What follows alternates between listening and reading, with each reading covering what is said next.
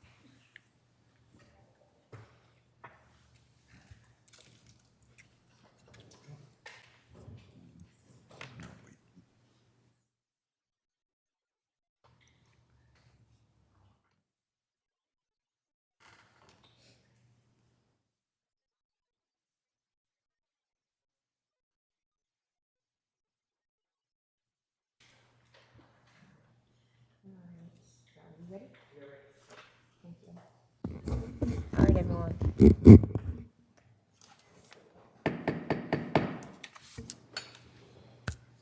All right, everyone, calling the meeting to order at 6:30 p.m. on the regular meeting of the Board of Directors, West County Wastewater, Wednesday, September 20th at 6:30 p.m. Madam Clerk, will you please call the roll? Sure. Director King Meredith, Here. Director Rentila, Here. Director Weiner, Present. Vice President Alvarado, Here. and President Suddeth. Aki, I am here. Thank you. Have a quorum. Thank you.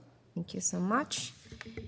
At this time, we will ask everyone if you are willing and able and wanting to please stand for the Pledge of Allegiance, or you may observe a moment of silence, seated or standing, and I will ask Vice President Alvarado, please lead. Sure, thank you. Thank you.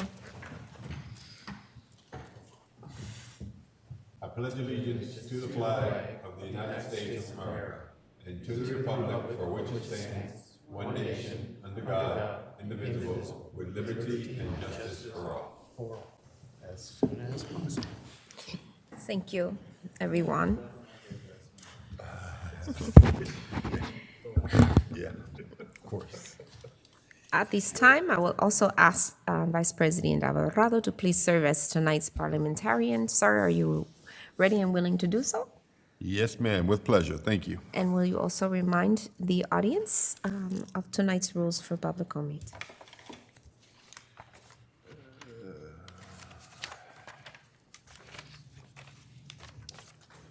Put my reading glasses there.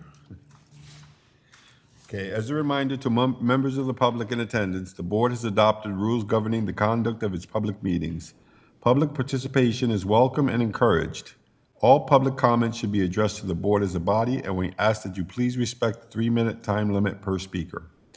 All persons attending board meetings shall observe the rules, any additional rules the board may establish, and the orders of the president with respect to the conduct of the meeting. No person may disrupt or disturb the board meeting. Thank you. Thank you, sir. Madam Clerk, have we received any public comments or requests to speak for tonight's meeting? We have not received requests for non-agenda items. If anyone wishes to approach the podium, for non-agenda items, please approach the podium or raise your hand in Zoom. Seeing none, we have no public comments at this time. Thank you so much. Directors, as a reminder, please remember to turn on and off your mic when you wish to speak. If you're not speaking, please leave your mic off. With that, General Manager Andrew Clough, will you please read us through the rest of the agenda? Thank you, Madam President. The consent calendar consists of items 1 through 4 on the agenda. Madam Clerk, have we received any public comments or requests to speak on consent calendar items? We have. If I might, apologies for the interruption. I'm an employee of Hanson Bridget, and so I have a financial interest in one of the items on the agenda on the consent calendar, so I'm just going to step outside and let you all proceed. Thank you. And for the audience, that was our General Counsel.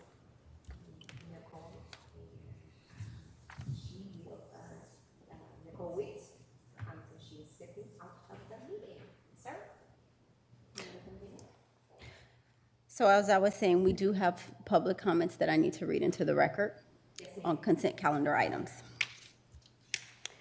The first one is from Jeff Winter, ratepayer in San Pablo.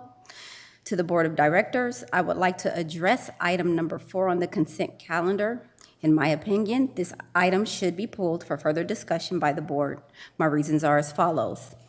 1, the amount of money spent on legal counsel and all of the extras that have been added on each year is not sustainable without further rate increases to the public.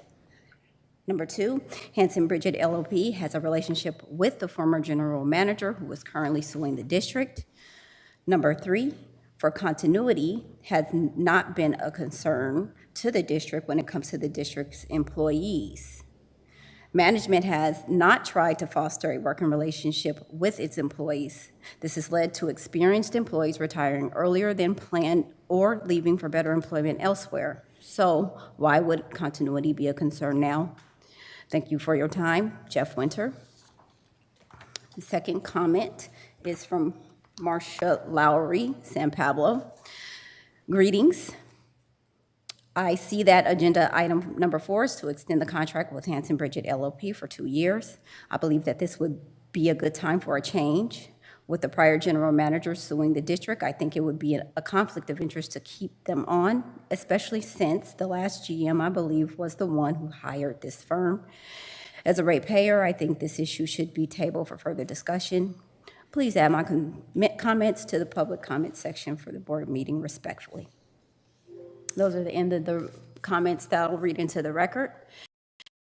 Anybody else has comments on items on the consent calendar, please approach the podium or raise your hand in Zoom. Seeing no further comments, Thank we you. can proceed.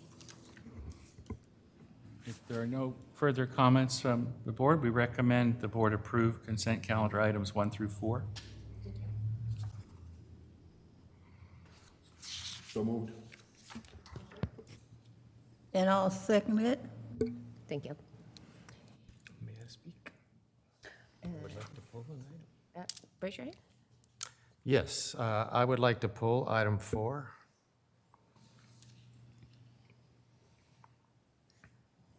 Is there a second to pull item 4? Is it for discussion or is it for something else? Given recent litigation discussed in closed session on July 19th, I have major questions regarding legal advice given to the district But you during the cannot. contract with Harry, be careful. Hanson. Be careful. Be careful. I'm not saying anything. Be careful. I am being careful. Be careful. Regarding legal advice given the district during contract with Hanson Bridget.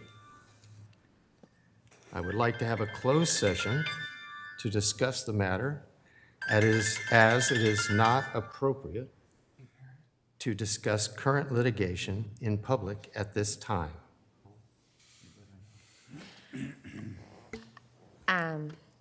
That is, and I'm going to say that that's, so if you want to, that's not something we can discuss with this. If you want to pull to discuss the contract extension, then I'll second it, but I'm not going to pull it for what you just said.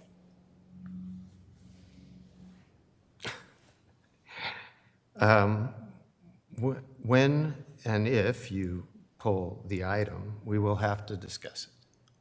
And I believe it is a matter that should be discussed in closed session. But that's not what this is about. This is what I'm saying. It has to be germane to what's on the agenda. I believe it's a matter of employment of the board, an employee of the board, and discussing. So my question to you is, do you want to discuss authorizing the board to exercise the 2-year option for the contract with Hanson Yes, Bridget? I would like to discuss it, but It's not a closed session item. This is an item for open session. So do you want to pull the item to discuss that? Because if that is what you want to do, then I'm willing to discuss that. I'm willing to second that, but I'm not willing to discuss a closed session item that would be a violation of the Brown Act. So if you're willing to do that, I'm willing to No, second that. I think you're misinterpreting my intention.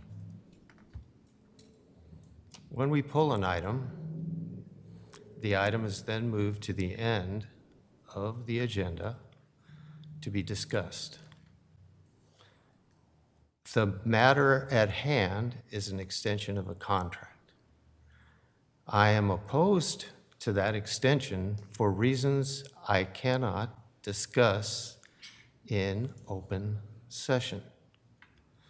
So, if we pull it, I will then propose that we table the item until we can have a closed session where I may discuss the matter,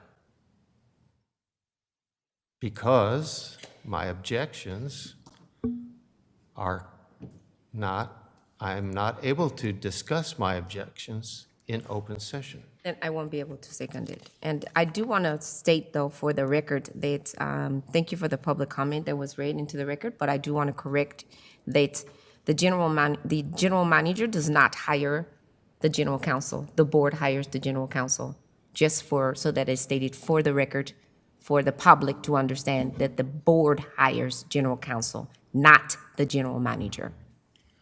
Thank So you for that clarification. that is clarified and that is stated for the record. So do we have a second to pull the item? The item has not been seconded, so do we have a second to move forward on the consent calendar? Point of order? Go ahead. There is an item in, as I recall, our procedures where the public can weigh in on pulling an item off the consent calendar. They did weigh in. They gave their public comment. Yes, so there was some way that the board could,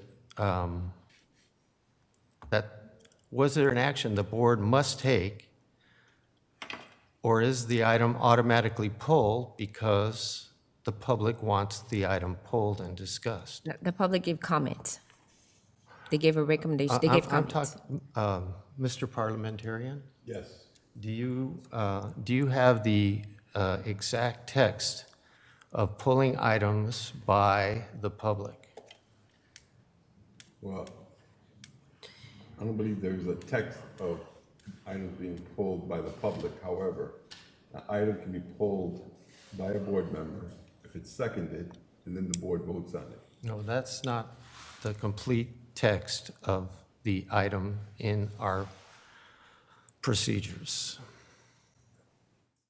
There is a motion on the floor to approve the consent calendar, and it's been seconded.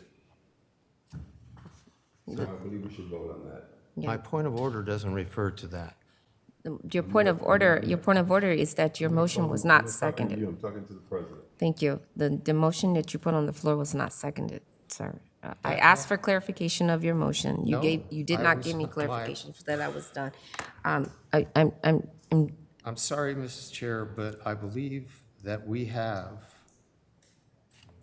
policies that we should follow. We are following policy. And I believe there is language in our policy. The language in our policy requires that a board member pull the item and that it is seconded and the Reference to- board, The public pulling the item. that is the policy. Madam Clerk, can you call the roll? I shall you call the show you, vote? I shall write this out and Call the vote. I will discuss it. I'm not the Okay, that's fine. parliamentarian. That's fine. Thank you. Can you call the vote, please? Okay. So on the motion by Vice President Alvarado and seconded by Director King Meredith to approve consent calendar items 1 through 4, those in favor say aye. Aye. Those opposed say no. No, The motion passes 4-1. Actually, Madam, can we just take a roll call vote instead of thanks? On the motion on the consent calendar, items 1 through 4, moved by Director Alvarado and seconded by Director King Meredith. Director King Meredith, Yes. Director Mantilla, I will abstain. Director Weiner, no. Director Alvarado. Yes. Yes.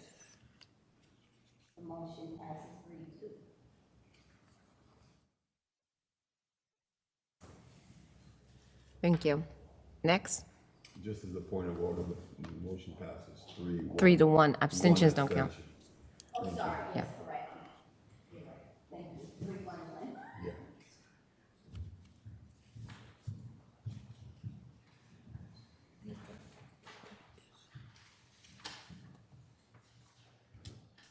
And before we continue, I'm sorry, Madam President.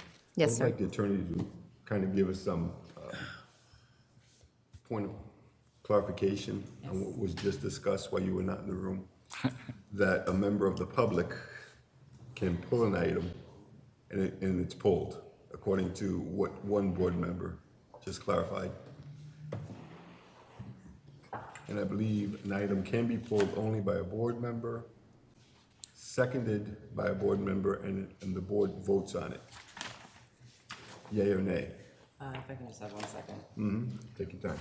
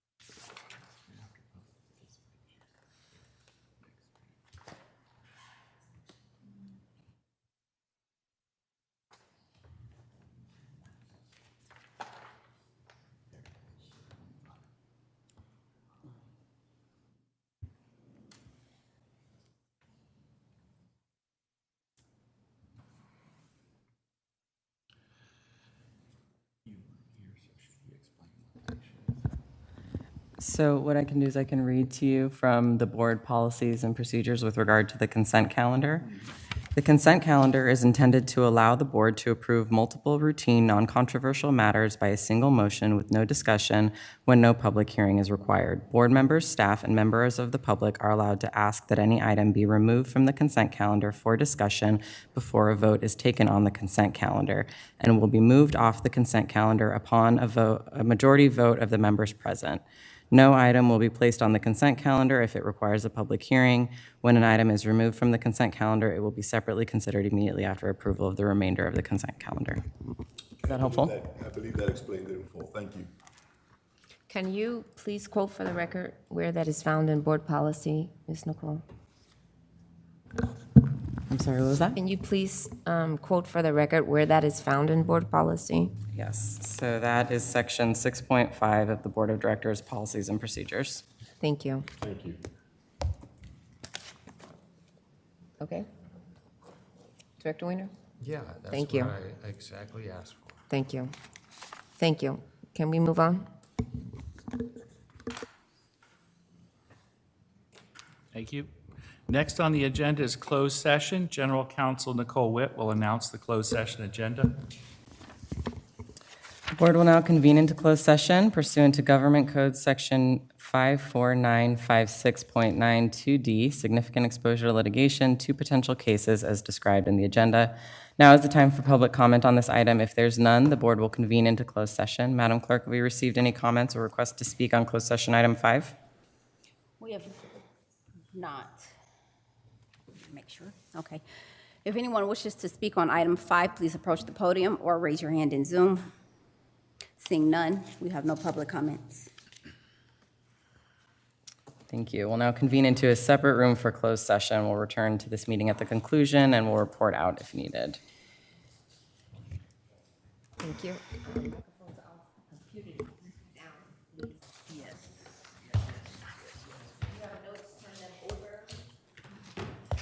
Just leave our stuff here, correct?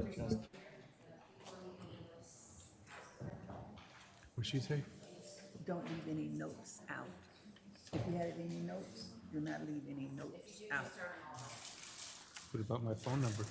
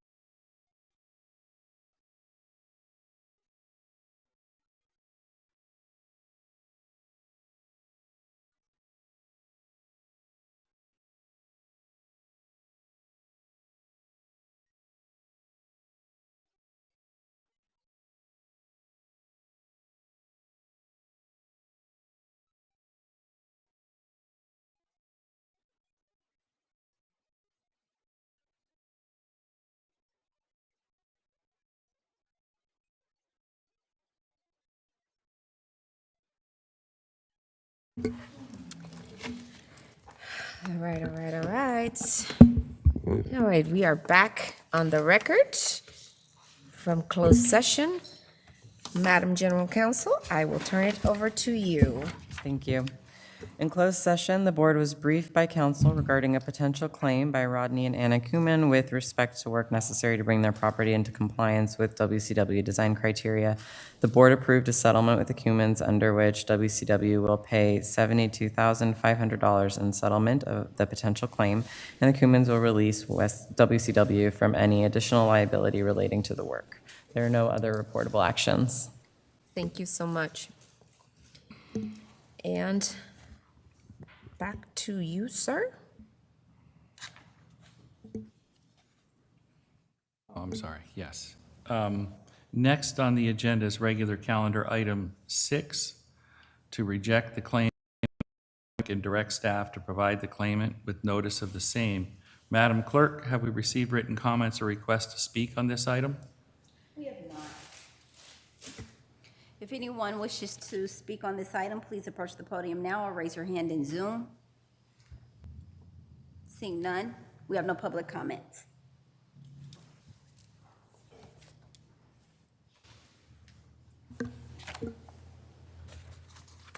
All right. Directors, do we have any discussion on this item? I'd like to make a motion to move the item. Second? Okay. It's been moved. Go ahead, thank you. It's been moved by Director Wintila and seconded by Director Wiener. Thank you. You want to call? Yep, on the motion by Director Rentila and seconded by Director Weiner to reject the claim of Carrie McCormick and direct staff to notice of the same. Those in favor, say aye. Aye. Aye. Those opposed, say no. The motion passes. Thank you so much. Thank you. Next on the agenda is other business, item 7, which includes the following.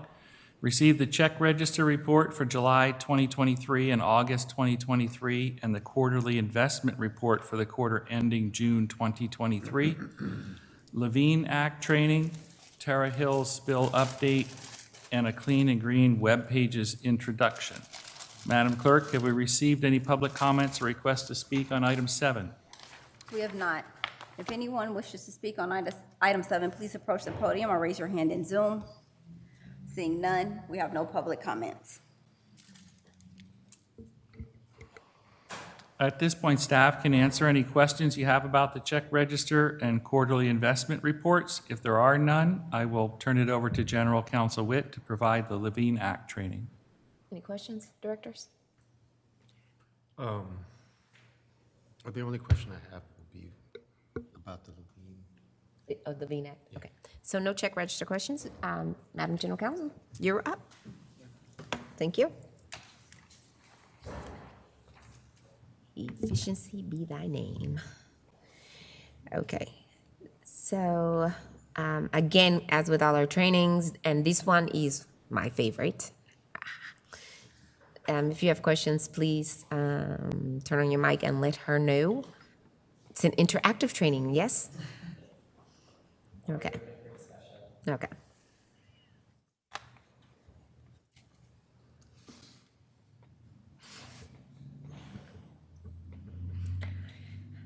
And this is a new one, you guys, so you may have lots of questions.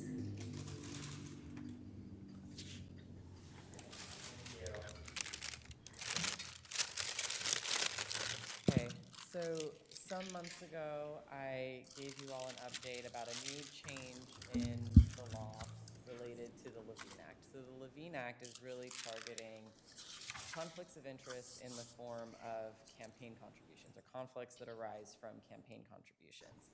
This statute traditionally has only applied to appointed officers. And that was because there was sort of a gap in coverage between a lot of the campaign finance and disclosure laws that apply when folks are sitting in their elected official seats and when they are sitting in their appointed official seats.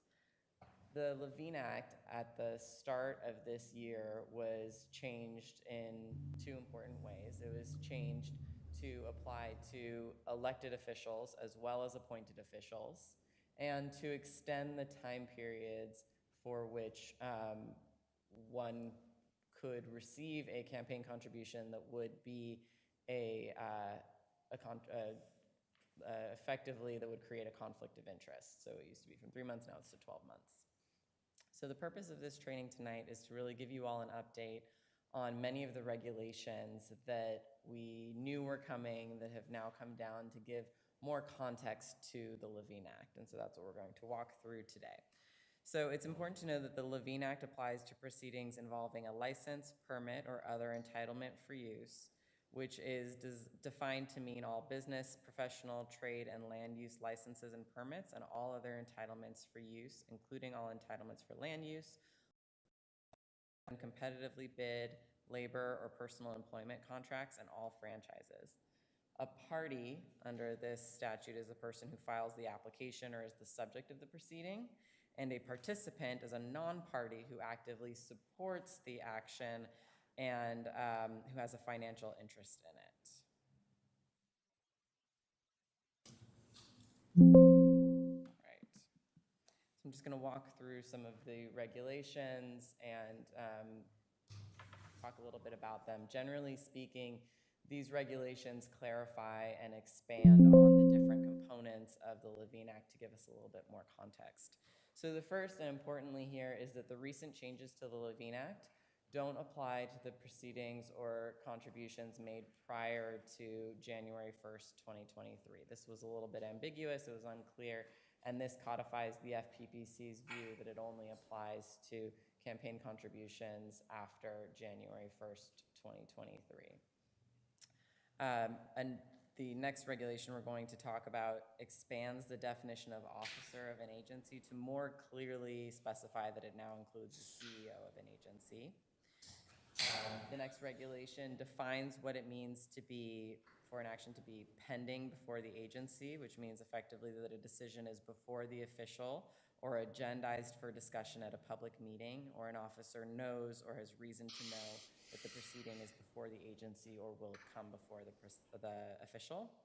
Additionally, it defines what types of proceedings constitute a proceeding involving a license, permit, or other entitlement for use, and what types of contracts are excluded from this definition. So purely ministerial acts are outside of that definition, which means effectively where there isn't a decision-making authority, something that you simply do as part of, without any kind of decision-making authority, is outside the definition here. Labor contracts are excluded. So a labor contract is a contract or agreement reached through collective bargaining or with a representative group regarding salary, benefits, or terms and conditions under an employment or retirement policy for employees or retirees, including a project labor agreement entered into under Public Contract Code Section 2500. Personal employment contracts are also included, so contracts between the and then low bid contracts. So contracts that are required by statute to be awarded to the lowest responsible bidder. We generally think of this as our construction contracts or public works contracts. Those are excluded from this definition.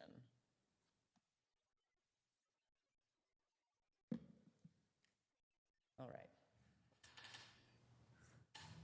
This next regulation clarifies that an agent is someone who represents the party or the participant for compensation and appears before or otherwise communicates with the agency for the purpose of influencing a proceeding. It clarifies what lobbying in person means, so what lobbying activities would make someone a participant under this statute. Lobbying in person now is defined as encompassing any direct communications to the officer for the purpose of influencing a decision. General communications to the public outside of the proceeding are not considered lobbying. We also have a regulation that clarifies when multiple donations must be aggregated and imputed to one person or entity. And it's important to know that multiple donations from different people in a company participating in a covered decision may need to be aggregated together. And then it also broadly defines when a person makes and when an officer accepts, receives, solicits, or directs a contribution.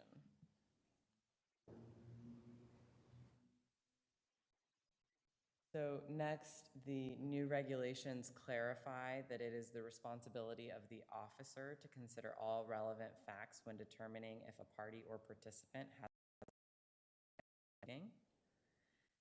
We also have new regulations that clarify that an officer must disclose the disqualifying contributions on the public record at the beginning of a public meeting. It also puts the onus on the parties to a proceeding pending before the agency to disclose on the record of the proceeding the names of any persons who've contributed and are required to be aggregated in those contributions in the preceding 12 months. And then we also have a regulation that explains that an officer who has received a disqualifying contribution may establish that they are legally required to participate in the proceedings only if there exists no alternative source of a decision. So this, some of you might be familiar with, it's known as the rule of necessity and applies in other conflict of interest contexts. It doesn't apply if a quorum can be convened, and it requires certain disclosures. So before I move on to questions, I wanted to also give a follow-up from our last training on these topics. We had a few follow-up questions, and so I wanted to bring them forward now. The first question is, does the definition of public resources include electronic items such as agency photographs? And the answer is likely yes, so long as West County retains ownership and control over those items. Public resources are defined as any property or asset owned by the state or local agency, including but not limited to land, buildings, facilities, funds, equipment, supplies, telephones, computers, vehicles, travel, state compensated time. Therefore, it's likely that the prohibition on using public funds for partisan campaigning or partisan activities would apply to any partisan use of agency property, including photographs owned by the agency. The next question is, what is the definition of solicit for the purposes of the prohibition against soliciting donations from employees? So Government Code Section 3205 prohibits directors and director candidates from knowingly, directly or indirectly soliciting a campaign contribution from another officer or West County employee. Solicit, as defined by the FPPC, means to ask or appeal for something, but notably this definition doesn't apply if the solicitation is made to a significant segment of the public. Significant segment of the public isn't defined, but I think it's important to note that really the cornerstone here is that the political solicitations may not be specifically targeted to officers or West County employees. And then the last question that we had is, does the prohibition on partisan campaigning extend to events where a director is representing West County, they're being compensated by West County for their attendance? And the answer here is, again, also likely yes, as we talked about before, that when an officer is, or a director is appointed to another agency, to attend another agency's meeting, that those are sort of public resources that are funding that activity. And I think it's important to note and to think about the purpose behind that representation, right? So when directors go and attend another agency's meeting, the purpose is to both receive information for West County and to present the position of West County. So for the same reason that a director shouldn't be using that time as an opportunity to sort of put forth their own personal views that are inconsistent with the agency, it's the same theory here. This is public resources, public time, and intended to put his agenda, not any individual agenda or any partisan agenda or campaigning. And those are the questions that I had, and I'm happy to respond to any other questions you might have on any of these topics.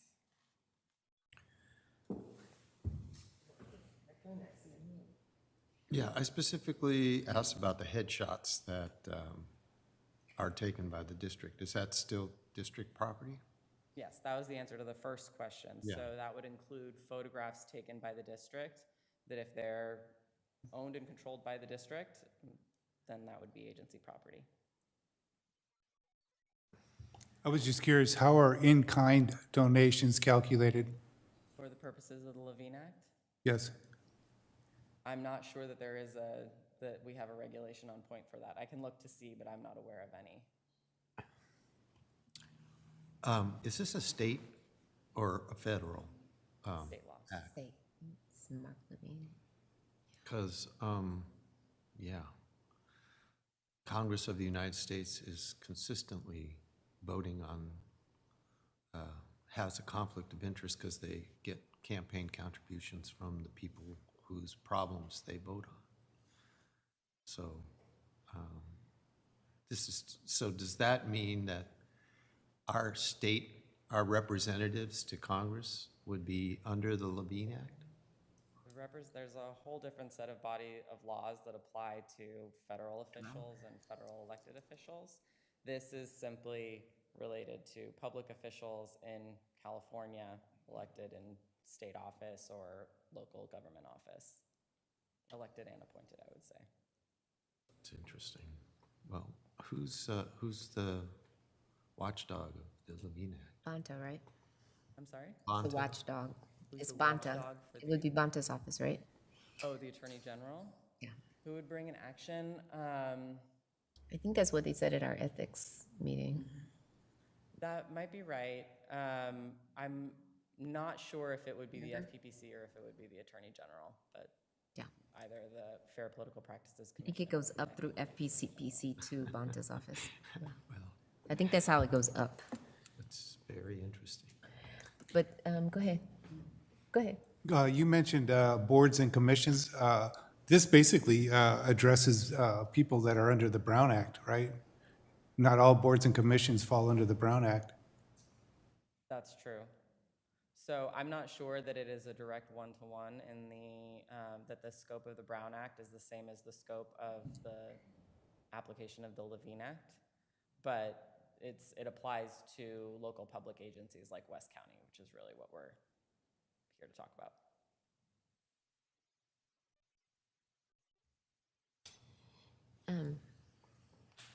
Ms. Nicole, can you talk about how this is the floor and not how? The ceiling. Yes.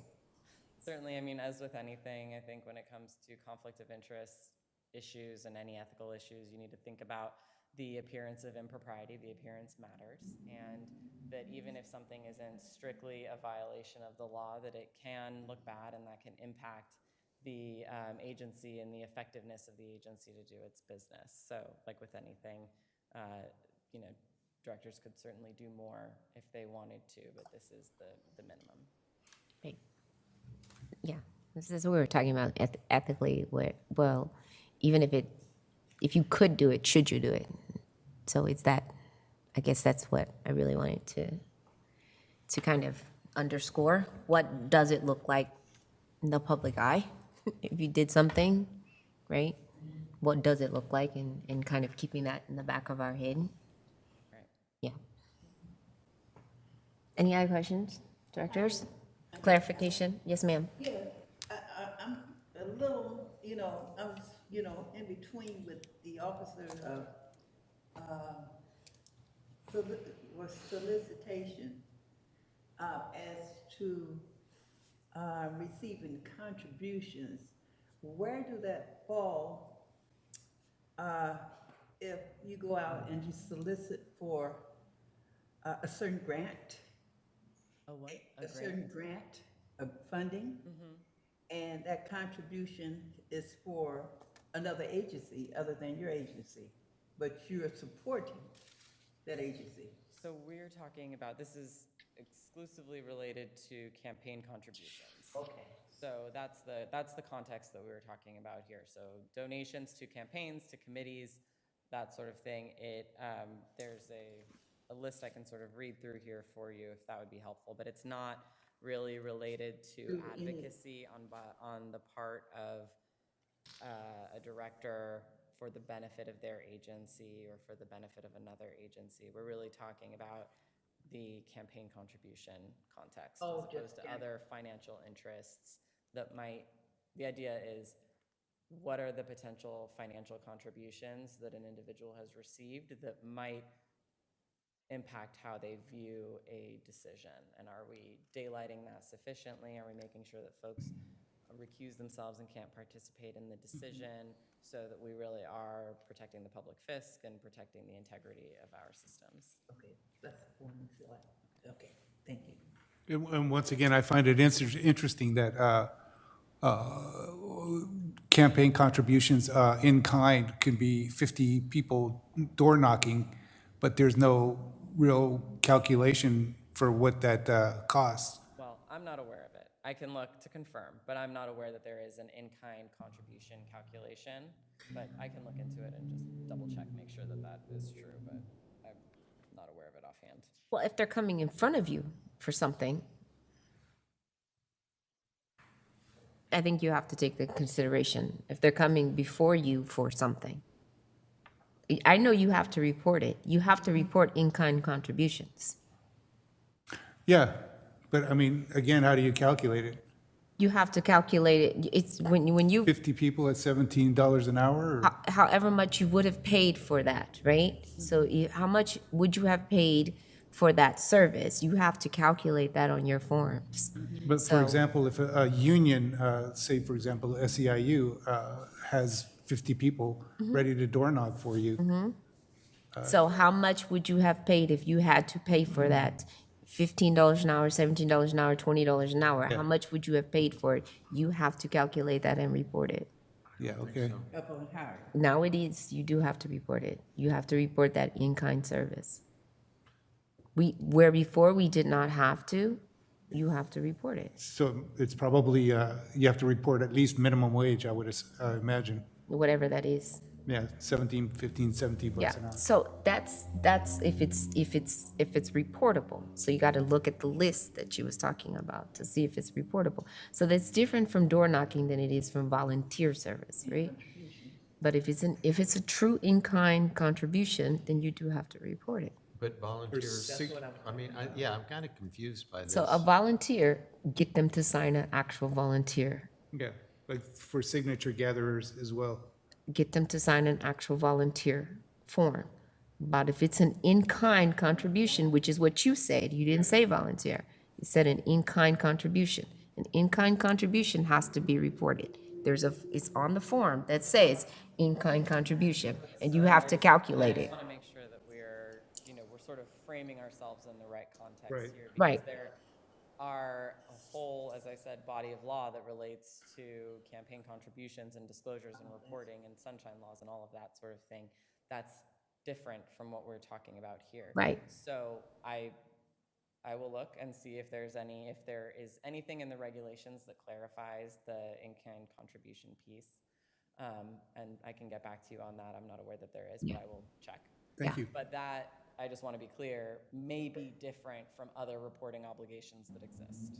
Yeah, but if it's an in-kind contribution, that counts as because they talked about this when we were that counts as a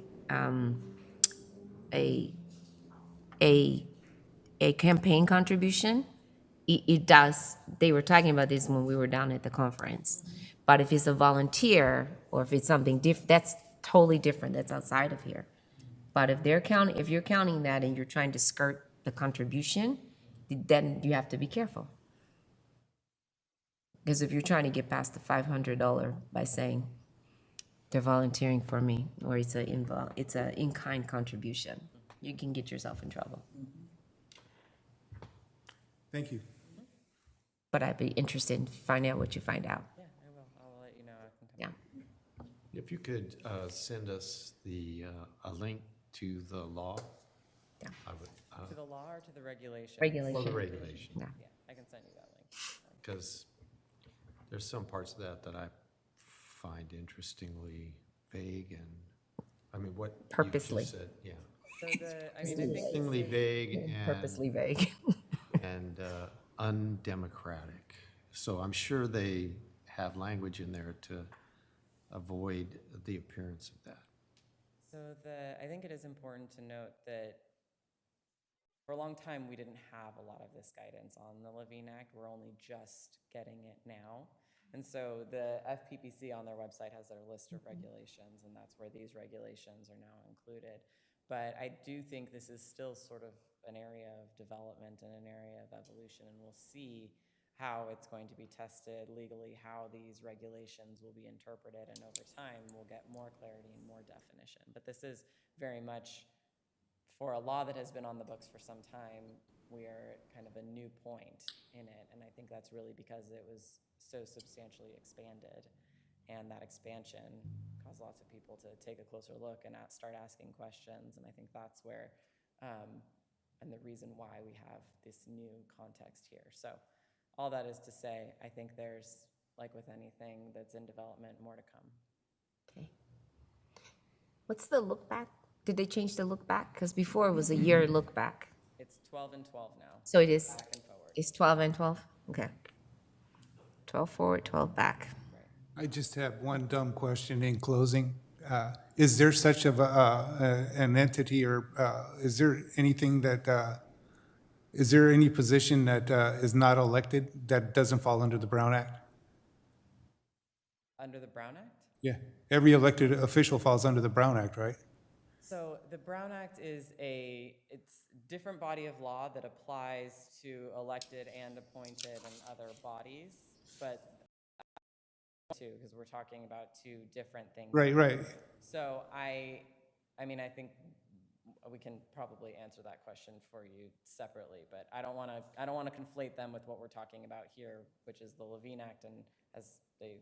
But it applies to anybody that's under the Brown Act, is my point. Well, I don't know that we can say that one-to-one, because I think it's just two separate bodies of law. Right. And there are different contexts for it. It may be that the Venn diagram is exactly the same, but the language is different. The two statutes are trying to achieve two different purposes. And so the way they frame who is under the umbrella of the Brown Act versus who is under the umbrella of the Levine Act, I think is different for important reasons. So, we can Got it. look at that. There are some exceptions to who's an official under the Levine Act that there isn't, I think, a one-to-one correlation under the Brown Act. So I just want to be super clear. These are two different bodies of law that have two different scopes. I think a political party, which does have public elections for their delegates, doesn't fall under the Brown Act, even though they are elected and they're on the ballot. I'm pretty sure that's true. I heard that at one of the meetings. I'll have to check that out. They don't have to follow the Brown Act. Okay. I mean, it's to their benefit to follow the Brown Act, but they're not covered under that law. Okay.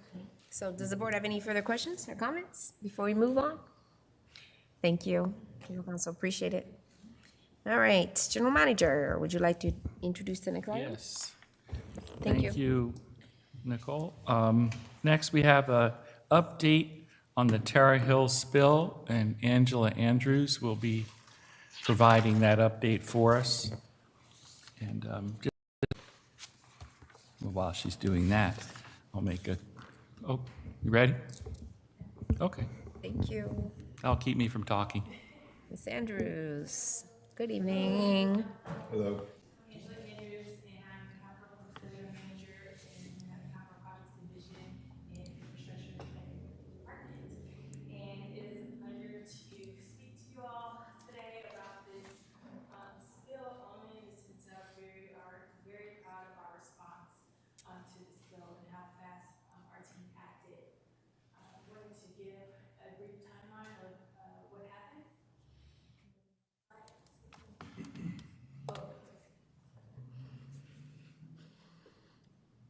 All right, here are the incident details. CSO received a call on August 29th at 11:30 p.m. CSO responded right away in response to this call. Then at about midnight, we were able to have CSO maintenance on site at 12 a.m. to manage the spill, to make sure that the spill was not going into waterways, so they were able to manage that. The next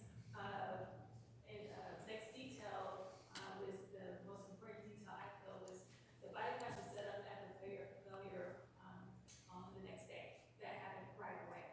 We were able to tap into our resources in ensuring that we had multiple different players that we have brought onto our team in order to make sure we had a plan in place in order to set up this bypass.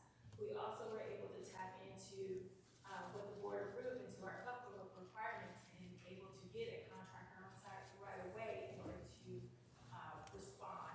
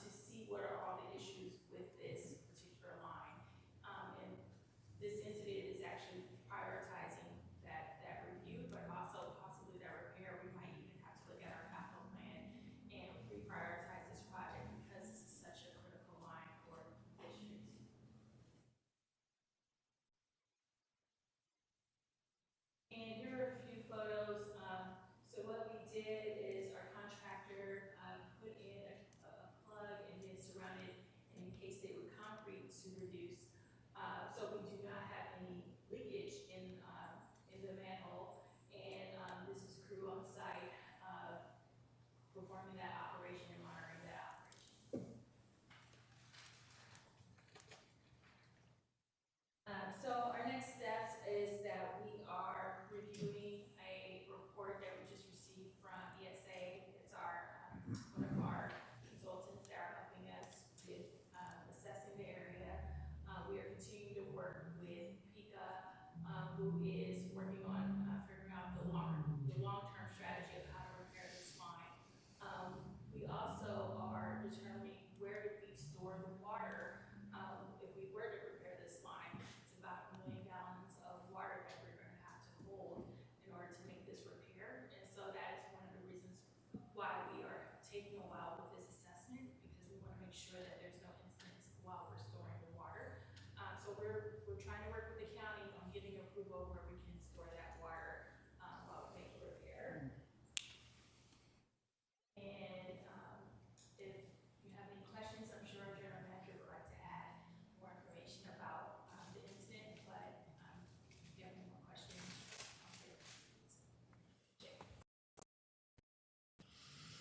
Did you want to add anything? We go ahead with questions, or I can make a few comments either way. Thank you. I was just curious how old this line is, and is it all cast iron?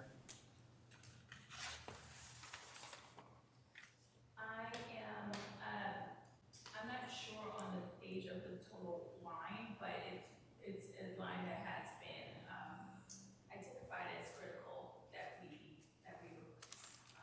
For maintenance and redundancy.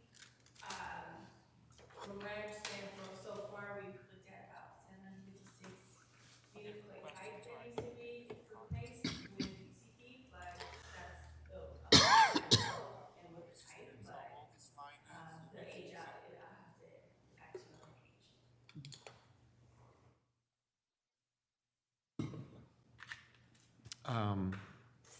There were 361,000 gallons, and 92,000 has been recovered, and more is going to be recovered. Where is the more being stored, or how does that get done? We have environmental service, we have environmental that comes out and helps with the cleanup, and we do a cleanup of removing any that was on site with the repair, but also clean up retaining of water. CSO would have to give more details on that. I could give a little bit more. Where the failure occurred is as it flowed out and into a culvert in an area, into a bioswale built and maintained by the county. We plugged downstream. We're able to plug and stop the flow.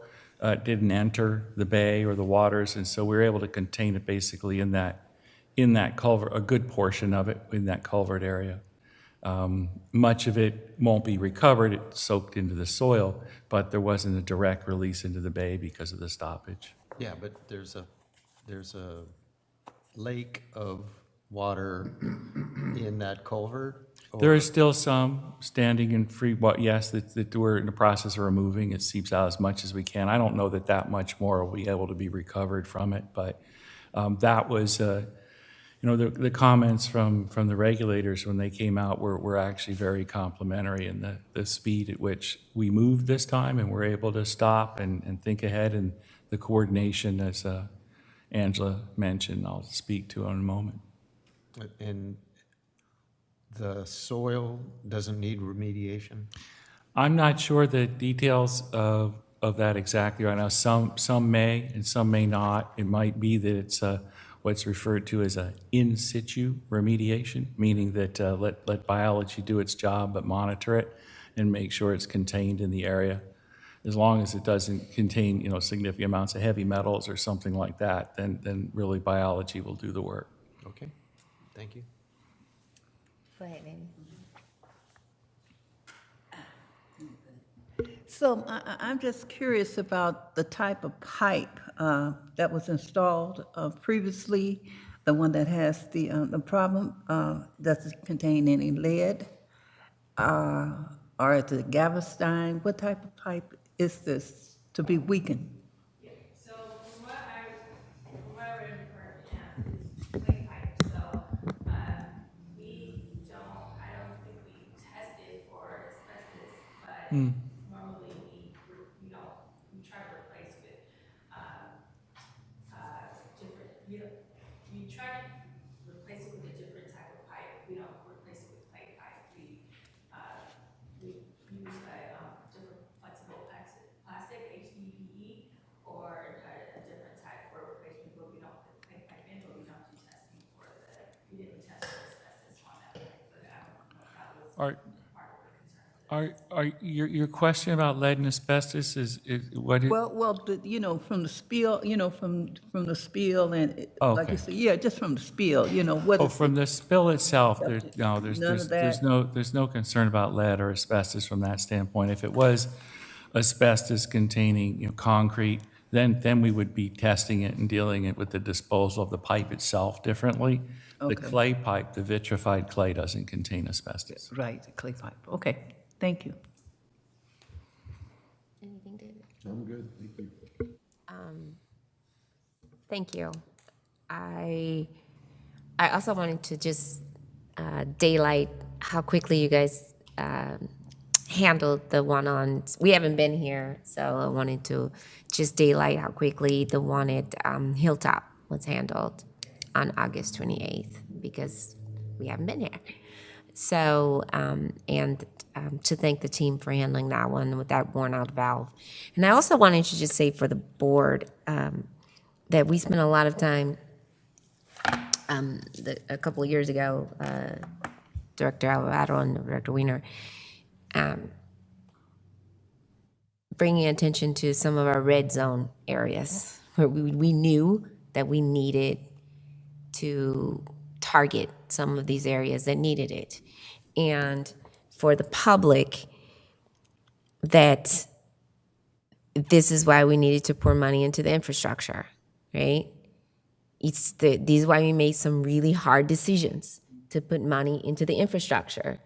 There were some years before any of us sat on this board where the infrastructure was just overlooked, where the can was kicked down the road and people just didn't put the money in. And this is not a 5-year or a few years overlooked. These are things that are going to keep coming up until we have a chance to, go through and look at them. You don't have valves getting worn out after a year or two. Valves are worn out. Overflow valves are worn out because they've been overlooked for years and years and years, like before any of us even have been anywhere near West County wastewater, right? And so what we're doing right now, this complete overhaul of infrastructure, is something that we can't skimp on. And so we're doing what we can to make sure that we do this methodically and put the money into the infrastructure so that 20 years from now, when none of us will probably even get to see it, that these problems don't creep up. And, if it would have been nice if people had this foresight 20, 30 years ago, but it wasn't there. And so this is something that we're going to have to just bear down and make sure that we put the effort in right now. And this is going to take, I heard you. I just wanted you to know, I heard what you said, that we're going to have to put the money in that capital. We're going to have to go back and look at the capital plan and make sure that, so I hope my IOE committee heard that. Yeah. And maybe go back and take a look at where we have those red zones, and maybe what's in the yellow or might have to be upgraded to the red, because we've had some water in the last few years that we don't know what's going to happen.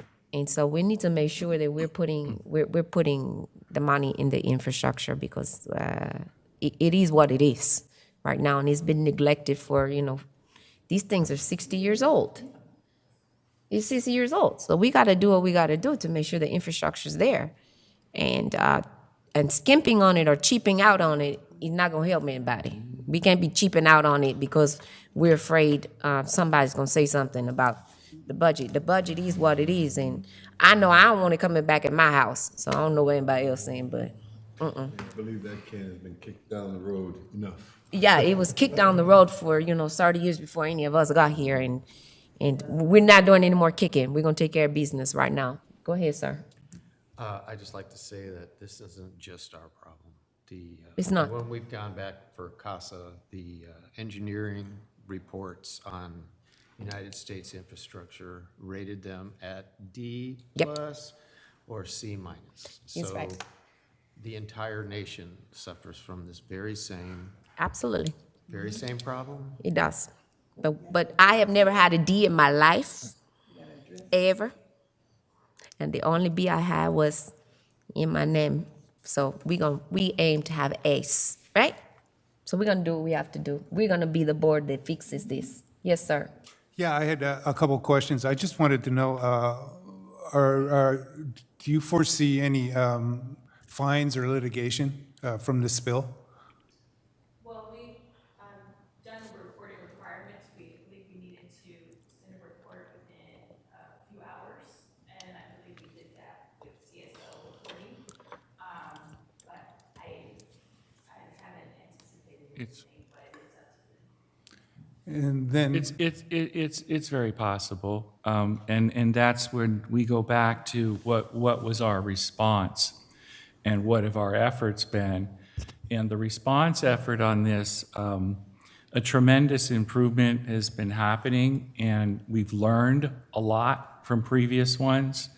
The amount of time that it took to get all of these resources out there, in large part, was accelerated by being able to call out the external resources as needed, having on-call environmental services, having the CUPCA contracts, and then implementing an incident command system where literally people from every part of the agency were participatory, including Maria and Justin and Rosalia out delivering notices on doors, and people delivering food from admin, et cetera. Everybody, across the agency working on it out of their typical roles. But that will help. The fact that we stopped it, that we responded so quickly, that we are been undergoing a force main assessment. We're basically doing everything that the regulatory agencies would require us to do or ask us to do as part of a mitigation or a response. It's in there. We just can't catch up yet. We keep being just behind it. 4 years ago, we had the failure on Hilltop. We've had other failures on the force mains, but these are old infrastructure, 60 years old plus in some cases. There, in many cases, are clay pipe with joints running through inaccessible, unstable terrain, subject to slope failures, have had very little maintenance in the past. In cases where it's a cast iron, the cathodic protection systems have not been maintained. We don't have records. They're incorrect and they're incomplete, which we're in the process of trying to fix and update as much as we can. This was a valve failure that served no purpose on the system, and there's a number of them in this same area that'll have to get replaced.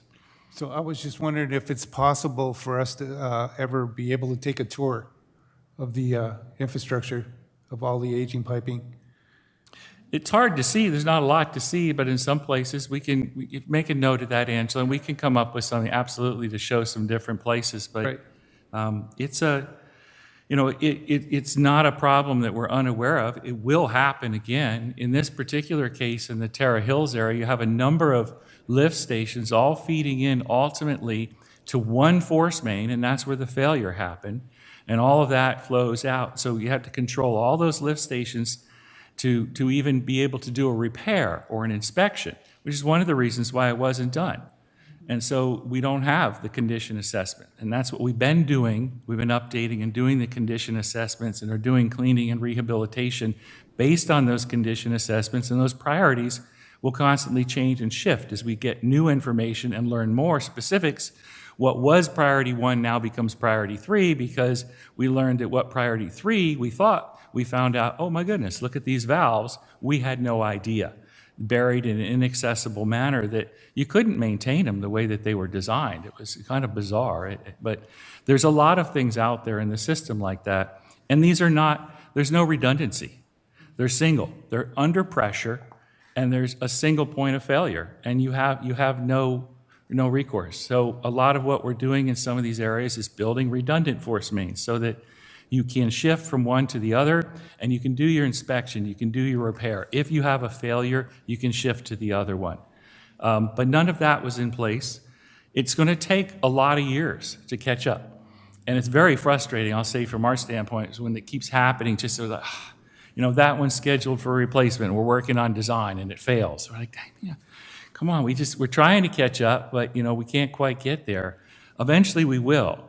But it will take a lot of time. And in this area, add to the fact that those unstable hillsides and that easily eroded rock structure there, in large part, is because it also sits smack dab in the middle of the Hayward fault zone, rupture zone. And our main line crosses over it, perpendicular to the fault trace, which is a fault that has lateral movement and creep. So it's going to happen again, even with new infrastructure. But to have redundancy, to have a different system of valves to be able to stop and control it. But in the meantime, really that entire area should be replumbed, a $10 to $15 million project. That's not in our budget. That's not in the plan. But it is something that we will continue to pursue on the outside chance that we can convince the federal government to provide us some IRA funding, and that's been put in a placeholder in the letter that we had sent through Garamendi's office earlier in the year. But none of that's flowing yet. They don't have the system set up. They don't have the agencies.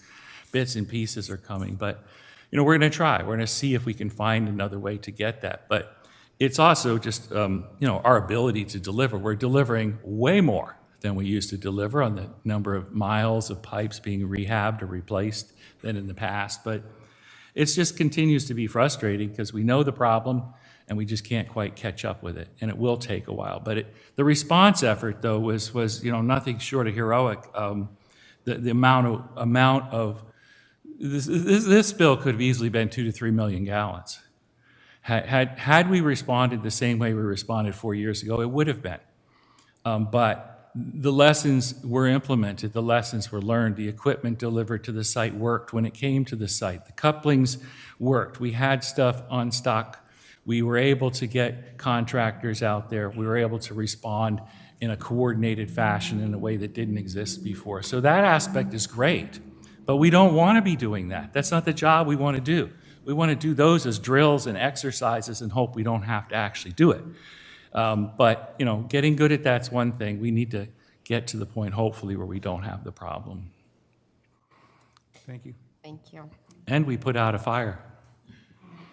One of the new Vector trucks that you guys authorized purchase, there was a grass fire started and was rapidly spreading, and the fire department was responding, but Gabriel responded with the Vector truck and put it out. And they want to hire him.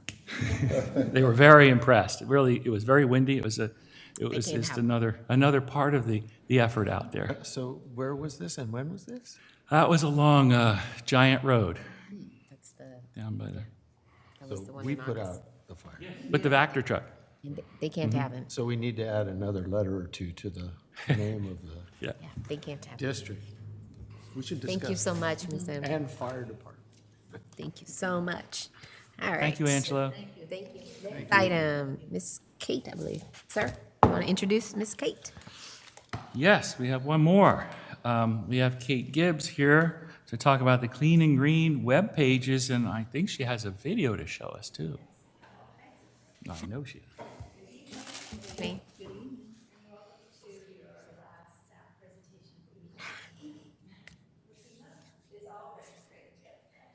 All right, so yes, my name is Kate Gibbs, and I'm your Communication Program Manager, and I'm here tonight to talk about our brand new Clean and Green webpage and video, the big reveal. So while all of you were on your August break from meetings, we rolled out the much anticipated Clean and Green web pages to our current website.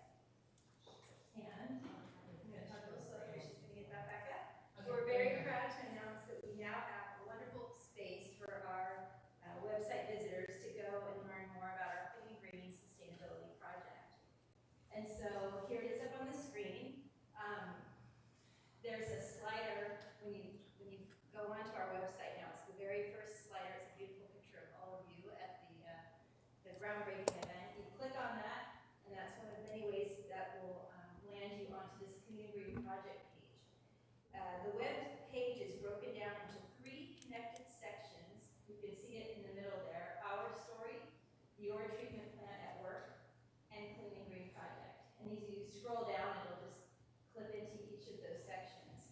We wanted to reintroduce ourselves to the community, reminding them about the purpose of our work before we really dove into the project. So our story part, which we start out with here, talks about West County Wastewater's overarching goals and the importance of our cultural transformation, amongst other things. Next, as we scroll down, we can see how you can type your address up on the left-hand side there. Put your address in there and confirm whether or not you live or work within the West County Wastewater service area. So she's doing it there and pops right up and, hey, what do you know? We are in our own service area. So then as the page scrolls down into the Your Treatment Plant at Work section, which is an interactive page that has a bird's eye view of the map of the plant. And you can see all those little blue numbers there from 1 to, I think it's 6, is each step of the wastewater journey. For example, number 1, when you click on it, it tells you about the preliminary treatment. Number 2 is primary treatment, and so on and so forth. And as you click, you can read about that particular process, and you see videos and graphics. It's very similar to the Wastewater 101. We're just reintroducing you into the work that we do. And then finally, in the last section, that's perfect, Kima. The last section, which is titled Clean and Green Project, mentions that West County Wastewater, what we'll achieve with the project. And then we get into a lot more detail with a wonderful video. Go ahead and play it for you now. This is the end of the page.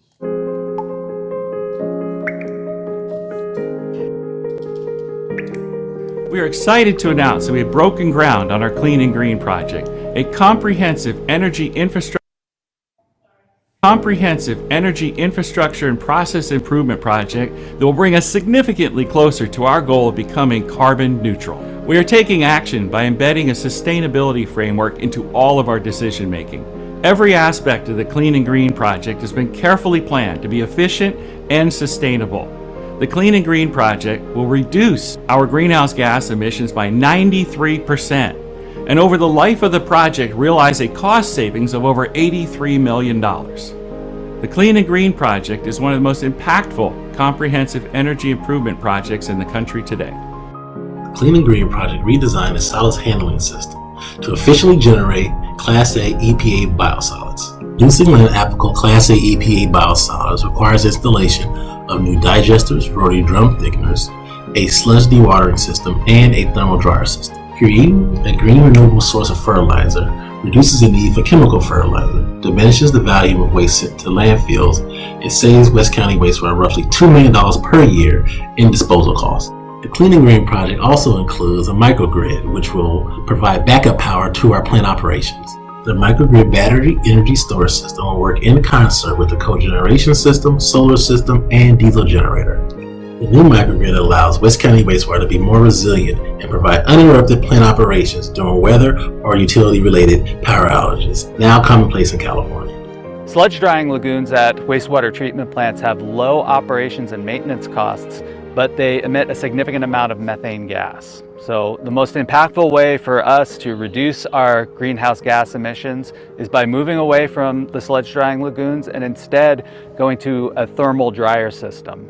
And then the property of the land was previously used for those sludge drying lagoons can now be repurposed into a new solar array and be used for our sea level rise resiliency and habitat restoration project. The Clean and Green project reduces West County Wastewater's annual energy use by 4.2 million kilowatt hours. The project includes the addition of 4 new solar arrays, upgrading our light fixtures to LED, electric vehicle charging stations, and a high-efficiency aeration blower. Our treatment plant's new cogeneration system will utilize methane gas and, along with the solar arrays, produce 100% of our on-site electrical needs. On average, during a rainy season, West County Wastewater receives 8.7 million gallons of water a day. With climate change, we're experiencing more extreme weather patterns. The Clean and Green Project will create a 21 million gallon storage capacity to help mitigate the release of untreated wastewater into local water. Our new equalization basin will help West County wastewater be prepared for an influx of water during a megastorm. The Clean and Green Project has also created an internship program, bringing diversity, women, and local youth into the wastewater industry. Our Laboratory and Environmental Programs Division now hosts 3 interns. The Clean and Green Project is more than just a construction project. It allows us to reach within our own community and offer opportunities within the wastewater industry. Community, culture, and climate drive our work here at West County Wastewater and are the pillars of the Clean and Green Project.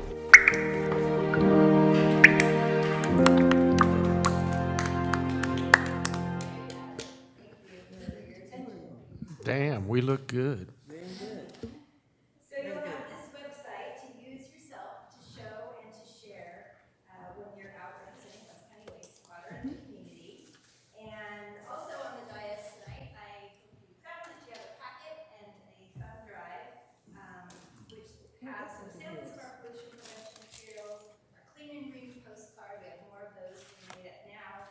Something nice to hand out that has the feedbacks on that could be talking points for you, whatever. And the long-awaited PowerPoint slide deck for our Wastewater 101 video, which can be found on the very front page of our website. I moved it, so it's right there on the front page. You can pull that up, watch it, share it. It's for you. So let's see. I think that's all I have to say about that. So that's the end of our presentation, and I appreciate your attention, and thank you very much. If you have any questions, I will stand here. This end of the table doesn't have a packet and a thumb drive.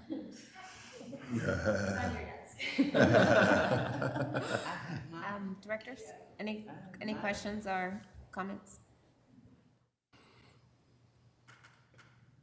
Madam? No? Okay.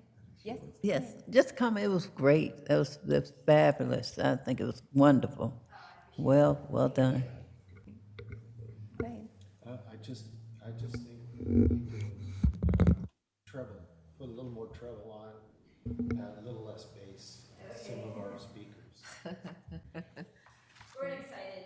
Okay. Go ahead. I'll just say, great job on this, and I'm just impressed on some of the things that we're putting out and doing here. So thank you for bringing that out. Yeah, and it's not in my script, but, watching it for the building to come, and just, the back end of it, that, we've had cameras that have been up, one primary camera that's sitting right there in front of where the digesters are being built, and so that's where we get that really cool time lapse. And so we will have that, continue to have that up, so at the end of the project, we'll be able to see the Very effective. Yeah, and then some drone video shots that we have. It's been a really big project, for it to come out to be this little 2 to 3 minute thing. It did take a lot of time, but it was a lot of fun. So, Yeah. thank you. Thank you. Long awaited, so I'm pleased, so, thank you. All right. So no further questions. Thank you. Good job. No further comments or questions. Great, thank you. Any other updates, sir? Go ahead, Robin. So just a couple of things. Many of you, you should have received an email regarding the shoreline cruise on October 6th, and I've heard from most of you. But if you would like to go to that cruise, I need you to let me know tonight. If I haven't heard from you already, please let me know tonight, because we need to purchase the tickets. So that's October 6th, 1 to 5 p.m. That's the annual Bay Yacht Cruise. And then the other thing is you've received a notice as well as a calendar notice regarding the board and staff lunch and greet, which President Suddath introduced to the board a few weeks ago. So we now have that scheduled, and we look forward to seeing you.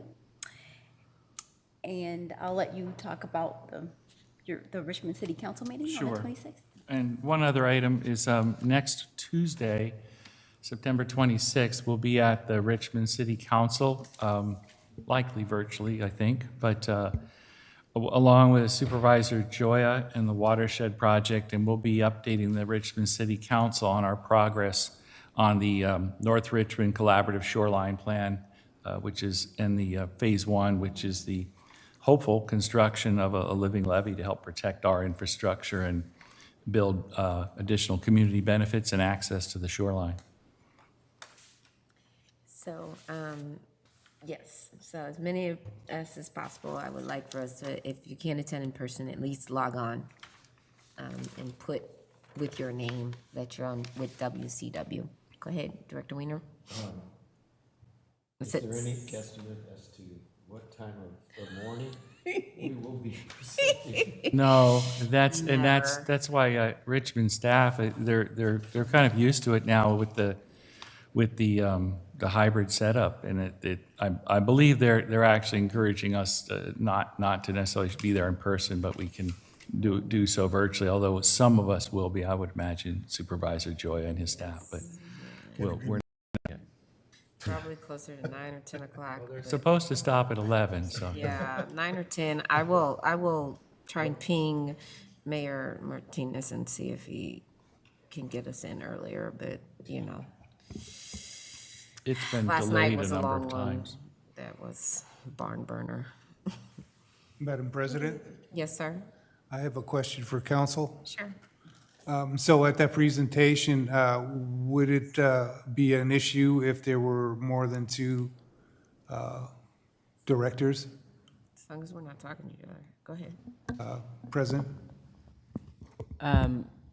From a Brown Act perspective, Yes.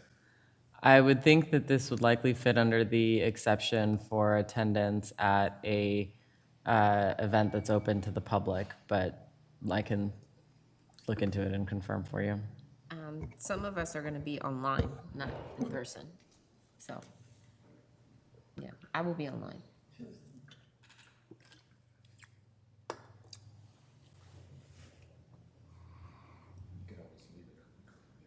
Yeah, right?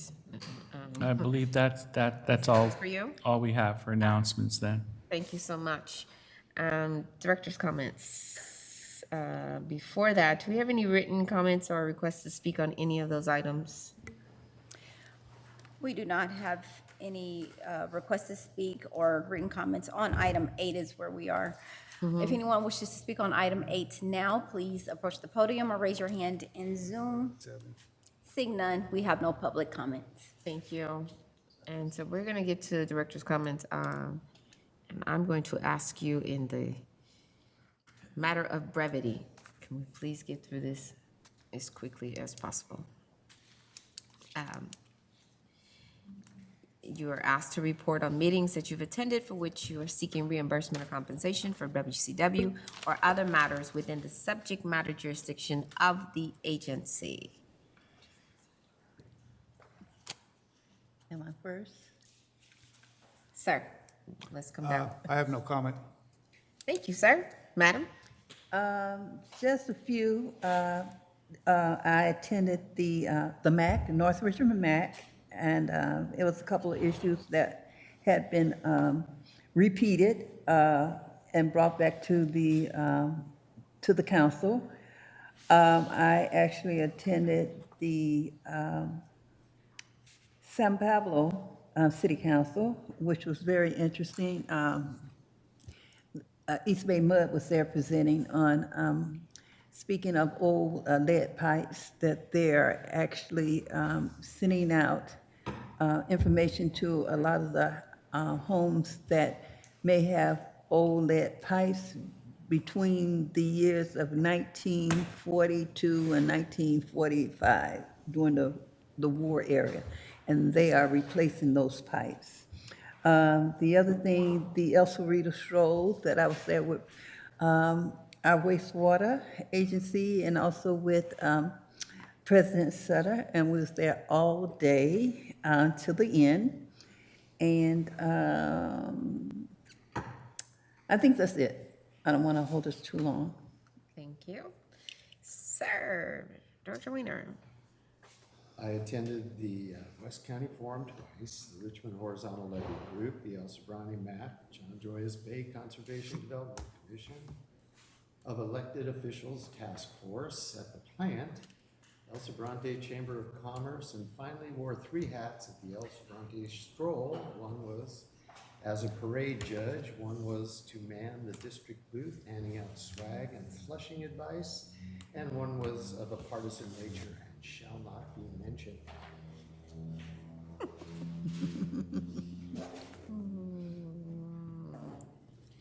And Director Alvarado?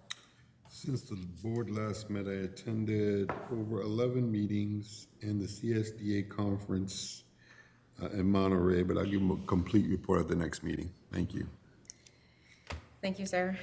And I'm going to take a page from your book. I'm going to give a complete report at the next meeting, and I've attended just about 45 meetings, including several travel, and I'm going to go ahead and amend Director Mantilla, since he did not speak. He was at the CSDA conference, and so was Director King Meredith. We were all at the El Sobrante Stroll, which was great. And I want to just say really quick, before we get out of here, a couple of things. Congratulations, District, being featured in National Stewardship Action Council, for being a climate champion. Yay, good job. Yay. We also had, yeah. Give them some claps, give them some claps, yay. To Michael Savannah and Mohammed Gouri, is that how you pronounce it? For leading the completion of the 5-year GIS plan, yay. Yay. And something that I really like that we've done is that is when we were all out, they were still working, of course. 2 events in August. I got a lot of these. Thank you, Ms. Kate, for giving us the heads up. The Realtor Association workshops, wonderful. Tying into what we do and making sure the realtors understand their obligations when it comes to wastewater and what they need to be doing. So having those 2 workshops in August, really nicely done. And then welcome, we have a new admin tech in IMP. And then somebody, did he leave? There he is, Aaron. Somebody just celebrated an anniversary. Yay! See, I actually read them, okay? I actually read it. I read everything that comes out. I even listen to the music on the podcast. So with that, I will give my full written report next time because we've got a lot, because I got to get on a flight. With that, October 4th, I'll be here. I'm going to actually dial in. I won't be here in person, but I will dial in. And we got a full October coming up. Are there any more questions, comments? Not. I wish you all a great night. Madam, you have any announcements to give us before we leave? Really? When are we meeting again? Really quick. Actually, we have a cancellation, so go ahead. Yes, a reminder that the WCA meeting that would have taken place tomorrow is canceled. The next one will be December 21, and our next regular meeting is October 4th. And committee meetings? Do we have any The committees? committees are after the 4th, but they're 10:10 is IOE, I'm gonna say FNA is 10:10 and IOE is 10:12. I think you have those I flipped. might have that flipped. Yeah, you got them flipped. I have them flipped. Okay, with that, 8:32, we are adjourned. Thank you. Take care. It's okay, because I think we're all. Microphones off, please. Microphones off. Clean up the mess.